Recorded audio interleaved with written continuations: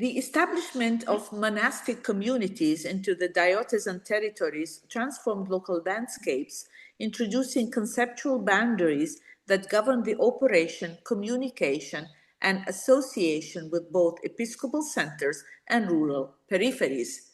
Next slide, please.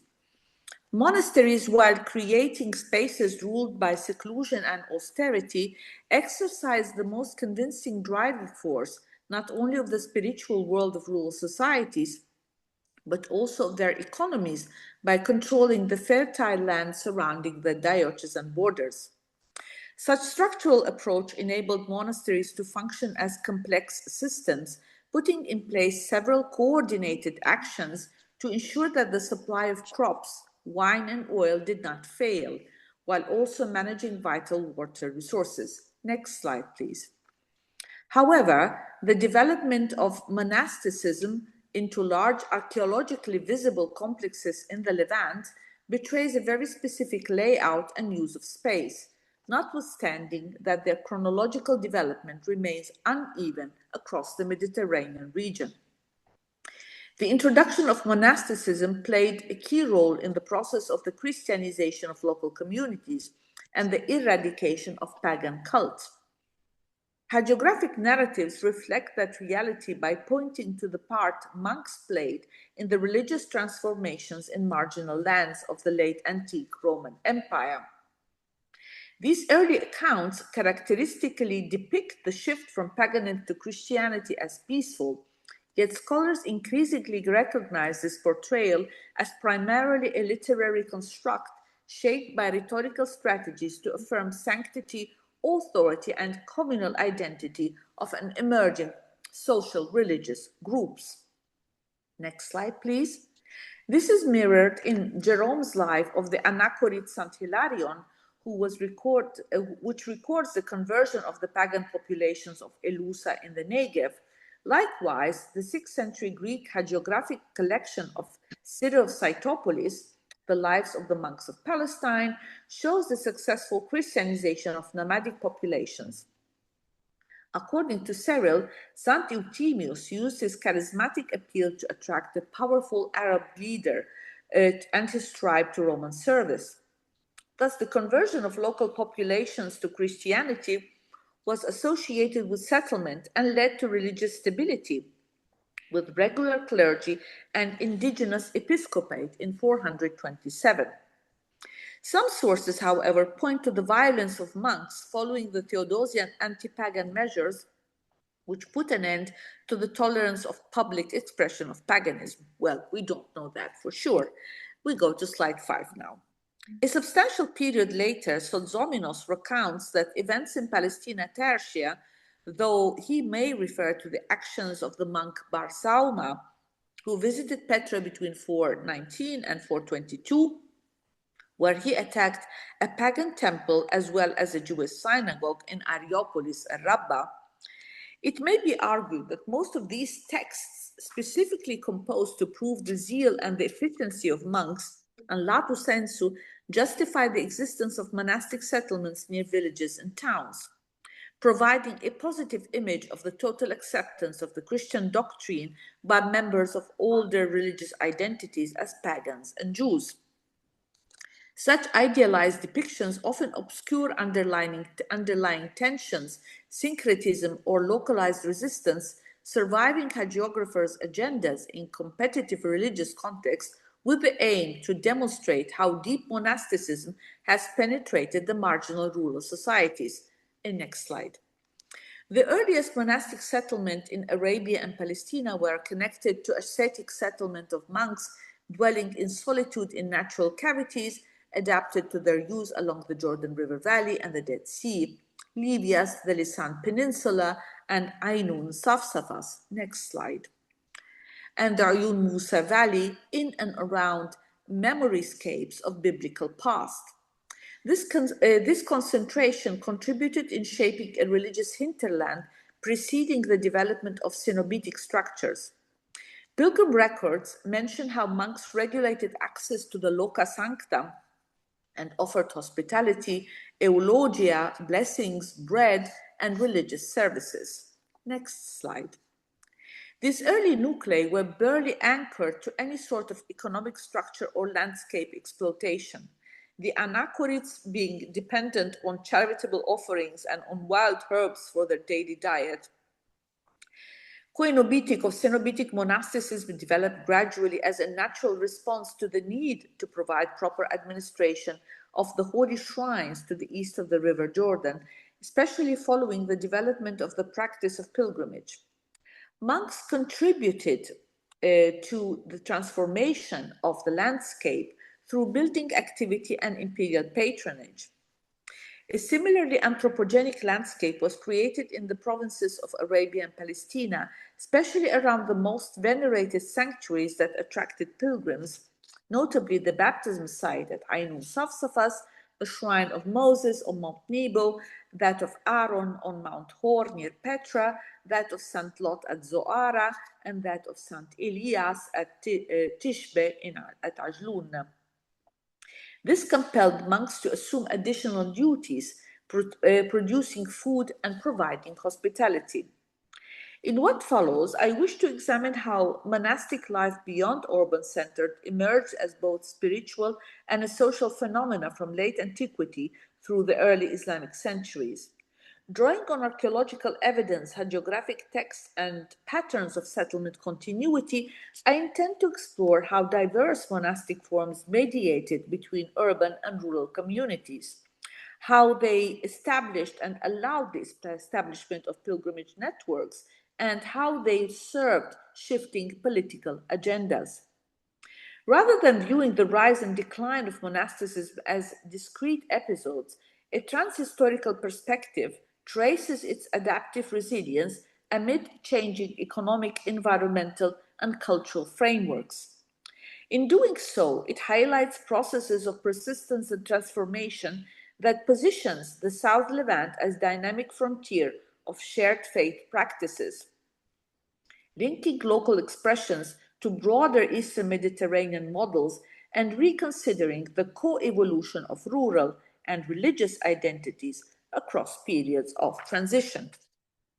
These observations give rise to a series of important questions. Among these, to what extent were monasteries truly the primary engines of social and economic change in late antiquity? What relationship existed between monastic complexes, their placement within the landscape, their ties to surrounding secular settlements, and the ideological messages they projected? Finally, how can the often conflicting perspectives of literary sources be reconciled with the empirical evidence? Now, several scholars saw rural monasteries as largely passive beneficiaries of external resources rather than active agents in their management. In contrast, the studies of Chalenko and Tat depict these institutions as essentially self-sufficient agrarian communities that operated at the periphery of broader social and economic structures. Although patronage played an important role, it cannot alone account for the conspicuous financial resources employed over time to provide monastic churches with the best building materials and expensive decorations, such as marble, stucco, mosaics, and glass window pans, which frequently had to be ordered from distances and transported to the building areas. Now, the placement of monasteries near villages ensured interaction between monastics and the rural populace, allowing them to participate in activities occurring within settlements. Such connectivity led to the multi-layered occupational pattern of monastic complexes that turned out to be remarkably overlapping. It is undoubtedly unique how they combine the religious spatiality with churches and chapels with more practical arrangements. Now, according to a 5th century apophthegma, a monk named Silvanus left the Egyptian desert around the year 380 CE to the Sinai, settling near the Gerar River and establishing a monastery. His initial concerns were to construct an enclosure and to arrange the community's meals and labors, thus allowing to assume that his monasterium was likely poor and simple. This was likely the case for most early monastic foundations, which were characterized simply by simple layouts, probably included an enclosure encompassing living and sleeping quarters, along with a church. Now, from the 6th century onwards, however, monasteries experienced significant development. They were expanded, restored, and richly endowed. This evolution raises an important methodological issue: how to identify a monastery in the absence of textual documentation. Moreover, the lack of fixed architectural models or typology for monasteries continually exposes the dilemma faced by the archaeologists. Osterhout has suggested that Byzantine monastic planning may have adopted certain features of domestic architecture. Magdaleno reinforces this concept by identifying notable parallels between monastic institution and the Byzantine household organization, emphasizing that private residences were occasionally converted into monasteries with minimal or no structural modifications. While Magdaleno's analysis may be particularly applicable within an urban context, it can also be assumed that for rural contexts, inspiration was drawn from a broader notion of community and spiritual family translated into architectural form. Various methods have been employed to address the issue of determining whether the archaeological settlement remains are derived from monastic practice, either wholly or partially.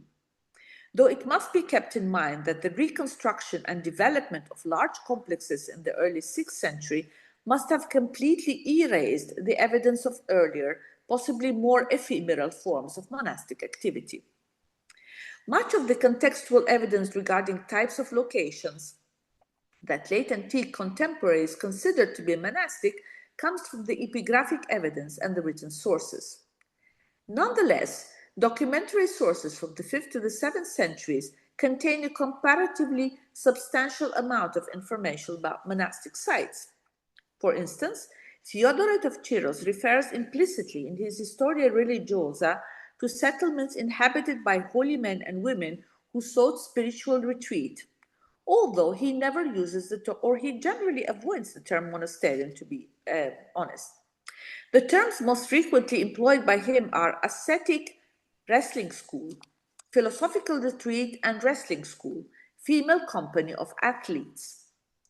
I will not discuss the term athlete in the spiritual sense, but we can return to that during discussion if somebody has a question. Theodoret mentions that some of these settlements consisted of tiny dwellings that did not have windows, while in the life of Theodoret of Sicyon, specific use of the term monastery appears more often. It is evident that by the late 6th century, and most likely for at least a century prior to that, a specific type of ecclesiastic settlement for which we can trust the term monastic existed in the Levant and Anatolia.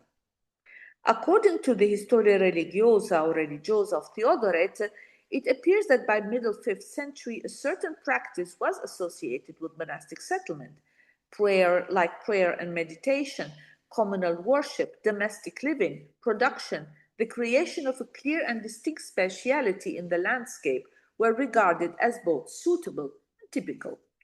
We go to the next slide, thank you.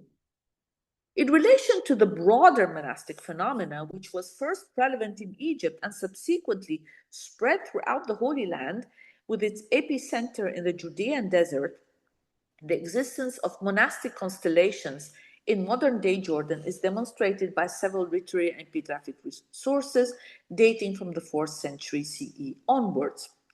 Now, ascetics living in caves around and along the Jordan River, including Libyas, the Dead Sea region, and on the river and the seasonal riverbeds of Oyun Musa surrounding Mount Nebo, are mentioned in pilgrimage records, and I will not repeat what Egeria thought about it. This feature appears closely related to significant locative holiness based on biblical hierotopes. The processes frequently involved reappropriation of existing topographical landmarks, whether natural or monumental, and the use of pre-existing tombs. In the 6th and 7th centuries, sources refer to extensive monastic presence in the area, which from one perspective should indicate that proper building existed. A good example is the petition of monks to Emperor Justinian dated to 536 against Anthemius, the Patriarch of Constantinople, and Severus, the Monophysite known as Libellus Monacorum ad Imperatorem. The letter is concluded with 97 signatures, of which 30 refer to monks, representing monasteries in Arabia and the three Palestine to the east of the Jordan, such as Ayla, Augustopolis, Garandal, Jabal Harun, Zoar, and the hot springs, Petra and Rabbah, just to mention few. Whereas other monks appear in the list of the Arabia's Monophysite abbots, which dates to 570, gravitating around Bosra and northern Arabia. We go to the next slide.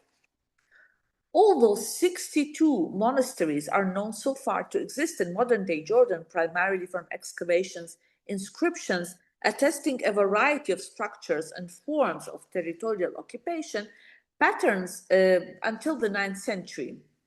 Research investigation of these monasteries to date has tended either to consist of site-specific recording with focus on the church chapels and their inscriptions, with little effort made to identify the additional features of the built environment, such as the spatial development of the monastic fabric and the variety of production facilities, let alone to place these monasteries within a local and cross-regional networks. Next slide. Chronologically speaking, the earliest form of monasticism in the region stems from the smaller eremitic presence into established, though still partially self-sufficient, complexes. The development of utilitarian architecture probably occurred towards the end of the 5th century and can be divided according to function into large complexes located on holy sites, small and medium-sized complexes documented in rural areas.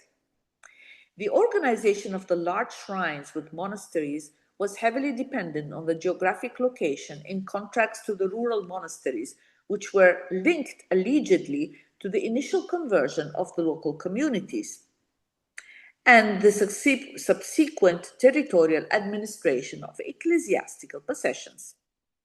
Because of the site's unique topography and the development purposes to which these large monasteries were intended, they were thus identified by an architectonic typology.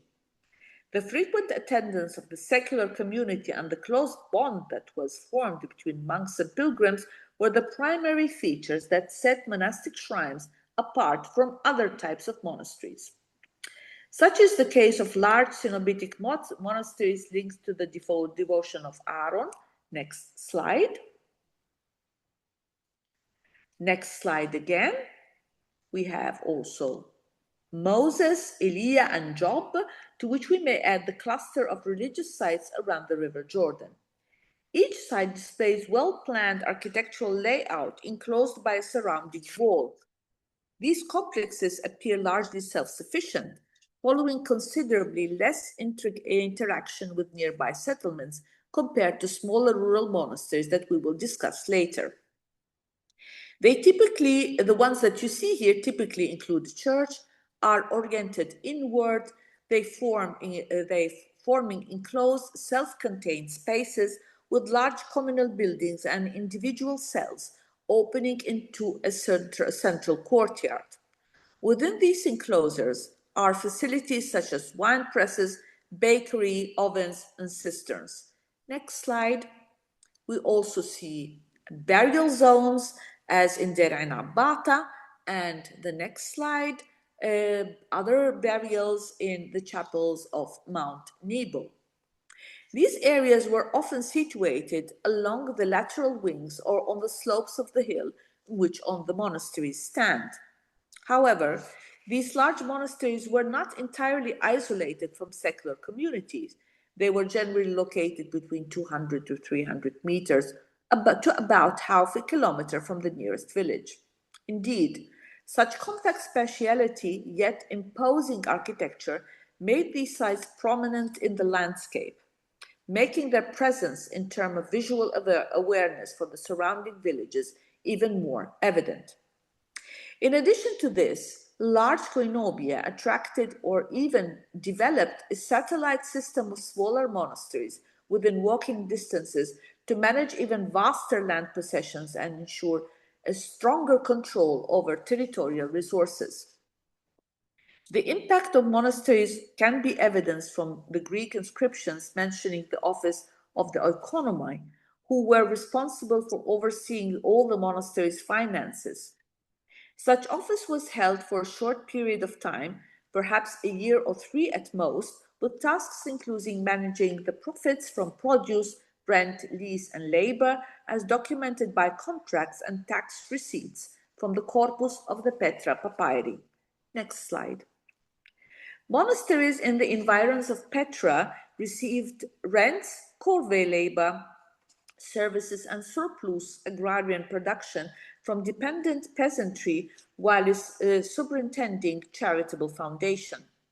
The papyrus Petra number 6a, securely dated to 573, attests a donatio mortis causa partitioned into 2 parts, one of which was conveyed to the holy house of the saint high priest Aaron, which you can see here.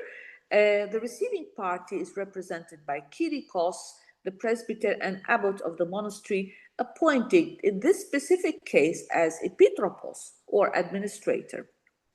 The other half of the property was left to the xenodochion or xenodocheion, hostel or hospital of Saint and Triumphant Martyr Kyrikos, situated in Petra. A similar arrangement is described in a draft of a will in Petra Papyri number 86 that deals with bequests in favor of pious institutions of movable and immovable properties, with revenues and tenants given to a xenodocheion to provide assistance to needy travelers, a xeneon, that is a pilgrim hostel, to the monastery of Aaron, as well as to other institutions. Besides receiving land through donations, clergy members purchased property directly from private owners. One example appears in Petra Papyri number 25, dated to 558-59, which documents a transition or transaction between a presbyter acting on behalf of a church or monastery of Saint and Martyr Theodore of Amatha and a deacon. The contract concerns a hamlet, a poikion, and a plot of well-irrigated arable land, and georgia, a term that denotes agricultural labor, located in the village of Augustopolis. This agreement may likely represent a private long-term or emphyteutic lease, similar to that found in the other papyri, although it is not clear if the deed also included the peasantry that were attached to the land. Administrative duties are attested indirectly by the mosaic inscription found in the monastery of Kayanus near Oyun Musa. It commemorates the zeal of Salaman, a deacon and oikonomos, who likely oversaw the finances of one of the smaller monastic churches tied to the main community on Mount Nebo, down in the wadi below the shrine. In the large monasteries, now the church served as the barycenter of the religious and secular encounter, thereby symbolizing the true center of monastic complexes. Archaeological investigations attest the development and renovation of the above listed structures, along with the aesthetic and decorative adornment of the churches, frequently inspired by the creations of local mosaic schools.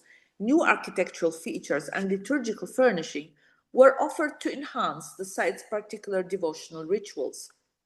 Although donation inscriptions highlight the charitable nature of the monastic elite, the position of the hegumenos or the abbot appears to be predominant. The title of hegumenos and oikonomos highlight the person overseeing the constructing activity. Next slide. Such aspect is well evidenced by the epigraphic dossier of the monastic church of Mount Nebo, providing supporting empirical evidence to the growth of the wider architectural fabric of the monastic premises. Among the main patrons are Alexis, priest and abbot, in the Presbyterium of Elia, priest and hegumenos, in the Diaconicon Baptistry, dated to 530, Martyrios, priest and hegumenos, in the New Baptistry of Mount Nebo in 597-98, Martyrios and Theodore, priest and hegumenos, are the main donors of the chapel of the Theotokos, while Rabbebus, priest and igumenos, added new buildings to the oriental wing, and our father, probably Abbot Procapis, built the funerary chapel on the slopes of the north terrace. Next slide. Among the dedicatory Greek inscriptions of the monastic church of San Lot at Ainabata in 573, two distinct offices are mentioned, that of the Epitropos, the manager of the estate, and the Oikonomos, manager of the finances. This hints to the wealth of the shrine in terms of possessions and resources, which required two professional figures to manage it. In the early 7th century, a series of modest but revealing inscriptions attest to continuing vitality of the monastic life across the Levant. Next slide. In 622-23, Sabas, presbyter of the monastic church of Mar Elias, composed a prayer to Elia accompanied by an invocation to Christ, a succinct expression of devotion that situates the community within a long-standing prophetic tradition. Next slide. The little inscription from his band records George, described as the most fearing, God-loving presbyter of the House of Salvation, who most likely provided the financial means for the renovation of the church. An act that underscores the intertwining of spiritual stewardship and material patronage. In 641, Elios, the Higumen, undertook the construction of a new gate at the monastery of Der Ayub of Job around Lydda, while in 663, Stephanos, simultaneously deacon and abbot, oversaw the refurbishment of the floor of the chapel dedicated to Martyr Philemon at Rehab. In similar vein, another Stephanos, serving as oikonomos, presented a chancel screen to the monastic church of Umerazas, adjacent to the stylite tower. Collectively, these inscriptions illustrate an enduring monastic resilience and continuity of Christian patronship during a long period of religious use. Now, the Higumen of Mar Elias, with the participation of a local pulse merchant and his wife and children, financed the mosaic floor of a room next to the monastic church. Regretfully, as is frequently the case, the scant archaeological evidence makes it challenging to determine the precise purpose of the areas that grew around the church. Here, for example, you can see the ovens, in addition to cistern drains, quarries, wine presses, and terraces, among other features, provide us with information about the monks' activities and enable us to assert that Cenobitic monasteries were self-sufficient in terms of food, water, and possibly even produce. Some of these shrines were probably targeted for healing and devotional practices, as can be evinced from the Syriac life of Peter the Iberian in the case of the monastery of Moses on Mount Nebo, and specific finds around the monastery of Aaron on Jabal Harun. Now we turn to a second type of monasteries, that is, the monastic structures that share some characteristics with type 1 discussed above. These monasteries, or which I call rural monasteries, appear smaller in size. They typically include a church, sometimes have external walls, and are usually situated closer to settlements and villages and production areas that the type 1 sites, forming a more integrated relationship with the landscape as seen in type 1. Hagiographic texts offer valuable context for understanding the development of this symbiosis, emphasizing the miraculous influence of holy monks on local resources and how monks were actively engaged in agriculture and commerce. Jerome in Vita Hilarionis recalls how Hilarion would visit his brethren on fixed days before the vine harvest to bless the new crops of grapes before they were sent to the wine presses.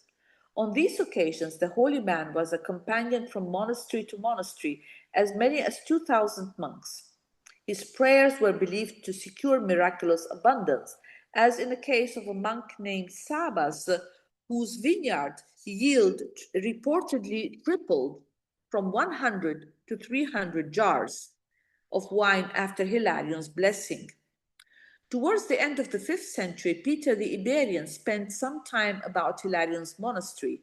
His biographer related a tale of the miraculous effectiveness of his presence and blessing on the local population engaged in the production of wine. A Christian resident of Gaza observed that the vineyards surrounding each village yielded only a small amount of wine, owing to the thin, sandy soil. When Peter was invited to those vineyards to bestow his blessings, the conditions of the soil and harvest significantly changed. Afterwards, those who tended the land could not recall the vines ever bearing such a plentiful harvest of grapes or producing wine of such remarkable strength. Theodoret of Chiros describes in 440 how the holy man Abraham introduces in a local dispute, seeing off a band of tax collectors.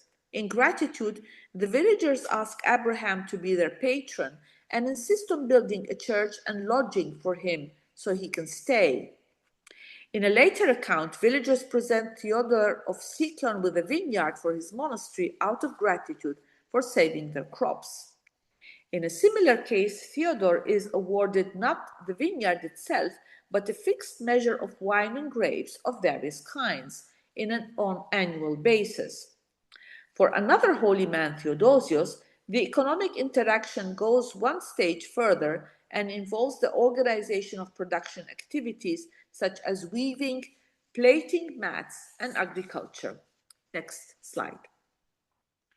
So that monasteries became catalyzers of property in rural context as they owned farms and villages. Such was the case of Al-Quaisma in the outskirts of Philadelphia. Amman was probably owned by the monastery.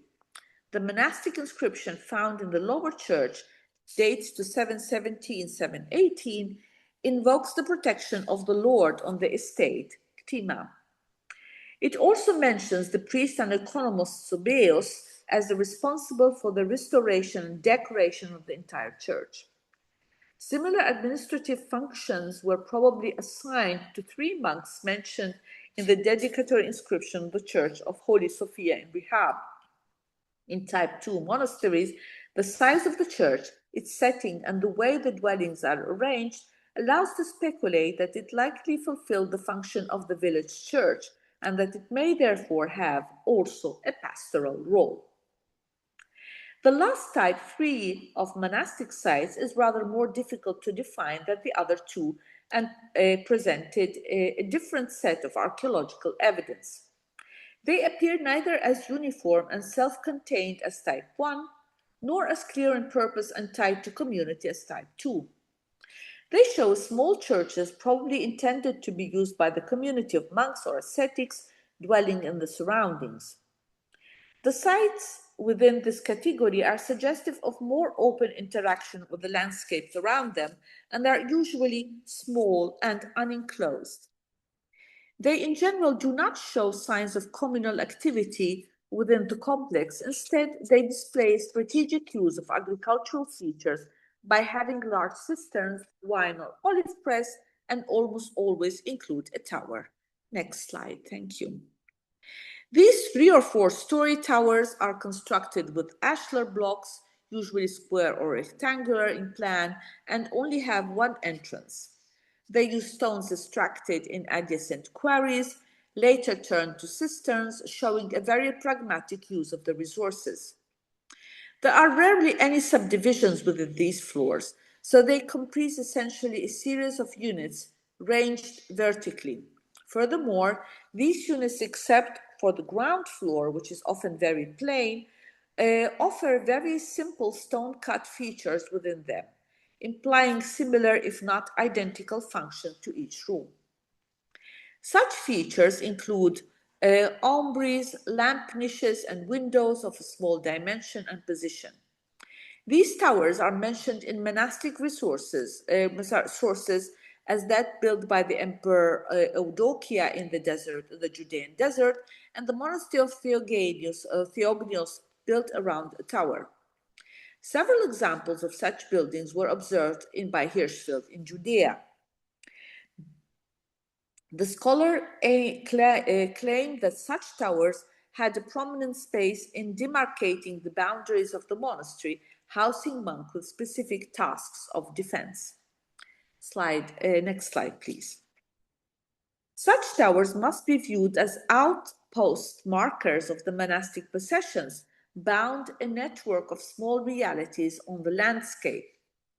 Several such examples can be brought into discussion as the poorly studied monasteries dislocated in the main valley to the northeast of Castron Mefa or Merassas in Jordan.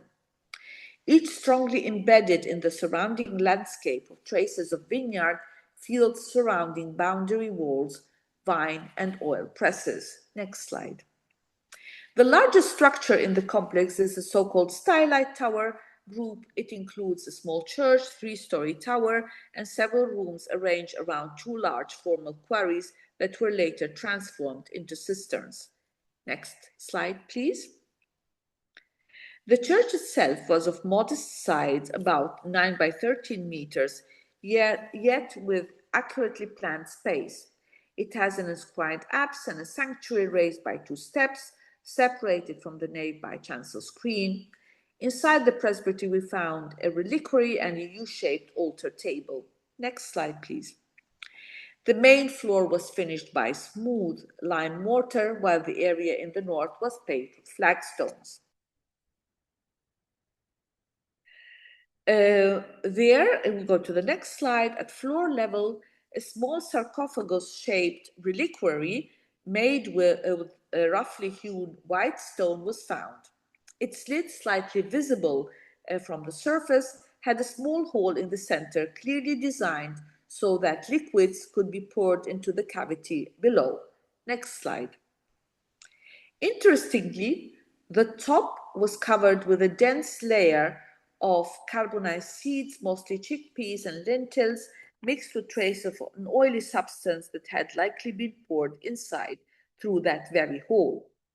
Among the seeds, we also found a gold coin, a solidus of the Emperor Justinian I, dated to the middle of the 6th century. Inside the reliquary, there were incompleted cremated bones of an adult, probably a woman, around 55 to 65 years old. Her remains were mixed with soil, fragments of charcoal, and tiny bones of small animals. There were also snail shells, fish bones, carbonized seeds, berries, and small pieces of glass, pottery, and metal. At the very bottom of the reliquary lay a bronze coin minted in 527 during the single year of co-rule between Justinian and his successor Justinian. Probably it may give a terminus postquem or earliest possible date for the deposition of the relics.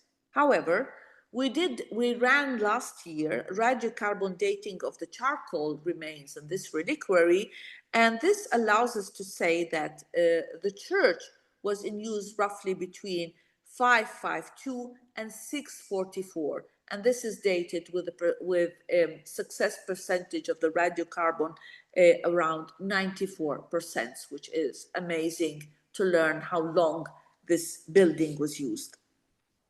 Now, although the church layout is simple, design and relics point to its function as a venerated shrine, a martyrium, likely built in the 6th century and used until the end of the 7th, maybe the 8th, it shows that the monastery was probably a pilgrimage site still active until the later 7th century, as I said. Interestingly, this place also seems to echo in the early Arabic tradition. In the biography of Prophet Muhammad, written by Ibn Hisham, based on an earlier work of Ibn Ishaq, there's a story about a man named Zayd ibn Amr ibn Nufail. He is said to have renounced the polytheism of Mecca and traveled north throughout Syria and Mesopotamia in search of the true faith. Along his way, he questioned monks and rabbis until he reached a monk in Mefa, in the land of the Balka. According to the story, the monk foretold him the coming of Islam in Mecca through the Prophet himself. And we move to the next slide. Slightly lower, but at a walking distance, a second tower with a small chapel stands in the central wadi. The tower, approximately 6 per 6 meters, has one central blockade with a rolling stone on the south side. The third complex was not investigated, but it stands far in the Oriental Valley. We can go to the next slide. Also in the valley below Mount Nebo, we also have two other monasteries which feature such towers. The most intriguing case, that of the Theotokos at Ain el-Kanisa, with its mosaic floor dating the last decoration in the year 762. The fabric is enclosed by a wall with a tower set on the upper terrace on the north, on the route descending towards the Dead Sea. And I move to the final remarks, and we go to the next slide. The extent to which the monasteries were the primary engines of social and economic change in late antiquity should be understood not in absolute but in relational terms. Rather than operating as isolated centers of transformation, they functioned as integral nodes within a wider network of settlements, landscapes, and ideological systems. The analysis carried out so far suggests the interactions between monasteries and surrounding communities were far from complex and reciprocal than has often been assumed. Proximity, topographical visibility, and the absence of clear physical or social boundaries between monastic complexes and villages indicate that monastic life was embedded within the rhythm of local economies rather than detached from them. The evidence points to an active agenda of engagement in which monasteries influenced and were influenced by the exchange of labor, goods, and ideas across the landscape. The distribution of monastic types across the Eastern Mediterranean underscores this diversity of involvement.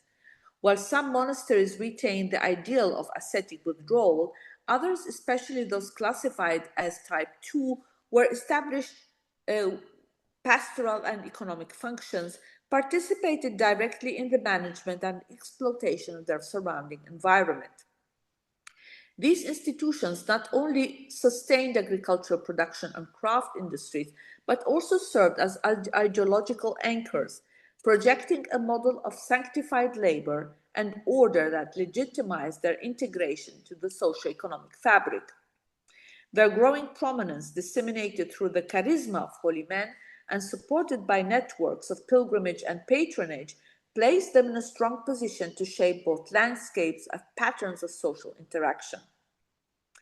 By the 7th century, the landscape of coexisting monastic or cult sites was fully formed, incorporated into a wider hierarchical structure that determined their access and association with economic networks reaching out to the West.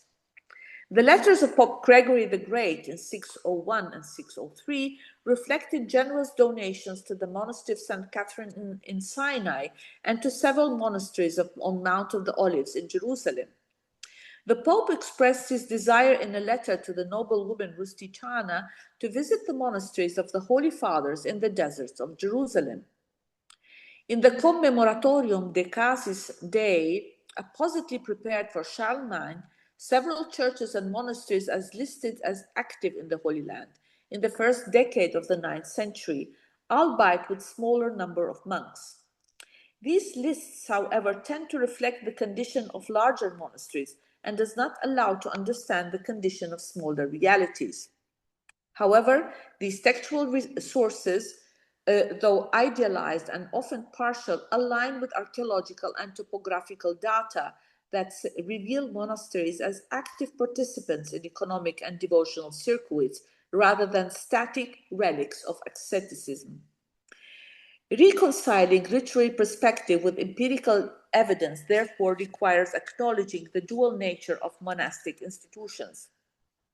Both ideological centers projecting spiritual authority and pragmatic actors embedded in changing geopolitical and environmental realities. The geopolitical focus on the Levant under the Umayyads continued to sustain localized wealth and patron relationship. However, following 749 and the fall of the Umayyads, the collective effect of environmental and economic factors instigated a gradual retraction in both the occupation of the landscape and the scale to which it was subsequently exploited for economic purposes. This forced the abandonment of the small monasteries, while others, such as Mount Nebo, Mar Elias, San Lot, may have withdrawn to central Cenobitic nucleus centered on the core devotional site. However, monasteries sufficiently related to devotional pilgrimage and theological purposes seems to have had longer life. Some examples are the monasteries of Theodore and Syriakos, active in the beginning of the 9th, the monasteries of Timios, Castilion, Chariton, Chodziba, Gerasimos, John the Baptist, and especially San Saba, which despite the attacks of 797 and 809 and 813 continued to be active until the 12th century. Although monasteries on the eastern banks of the Jordan may have relied mostly on local devotional path, they probably shared the same destiny. In sum, monasteries were not simply engines of change, but engines within change, agents entangled in a dynamic interplay of spiritual ideals, economic necessity, and environmental adaptation. Their placement within the landscape and their ties to secular settlements reveal an enduring tension between seclusion and participation, a tension that shaped both the ideology and the material fabric of late antique society. Thank you. And the last slide.